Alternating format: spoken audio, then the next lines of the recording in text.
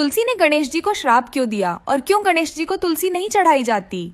एक बार गणेश जी गंगा के किनारे तपस्या कर रहे थे। उसी समय तुलसी माता नदी किनारे घूम रही थी। अचानक उनकी नजर तपस्या कर रहे गणेश जी पर पड़ी।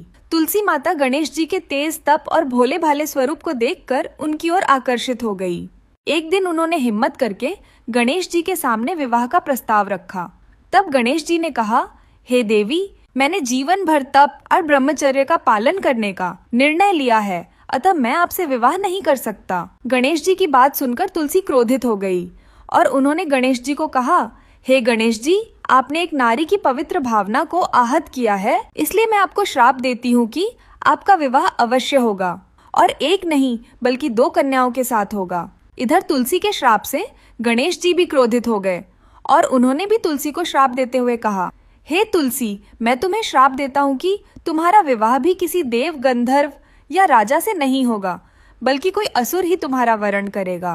तुलसी के श्राप के कारण गणेश जी का विवाह ब्रह्मा जी की 2 पुत्री रिद्धि और सिद्धि के साथ हुआ और गणेश जी के श्राप के कारण कालांतर में तुलसी का विवाह असुर राज जलंधर से हुआ, जो इतना पराक्रमी था कि उसने इंद्र सहित सभी देवताओं को युद्ध में हरा दिया था। इधर जैसे ही तुलसी ने गणेश जी का श्राप सुना तो उन्हें अपनी भूल पर पश्चाताप हुआ और वे गणेश जी के चरणों में गिरकर बोली, हे गणेश जी, मैंने क्रोधवश आपको श्राप दे दिया, कृपा करके मुझे क्षमा करें। तब गणेश जी बोले, हे देवी, आपका विवाह तो अवश्य ही एक असुर से होगा, लेकिन भविष्य में आप तुलसी नामक पवित्र पौधे के रूप में घर घर में पूजनीय रहोगी। लेकिन मेरी पूजा में तुलसी का प्रयोग वर्जित होगा। कालांतर में विष्णु जी के द्वारा छल से वृंदा का मान भंग किया गया तो उन्होंने अपने शरीर का त्याग कर दिया और उनके शरीर से गंडकी नदी और बालों से तुलसी नामक पौधा उत्पन्न हुआ।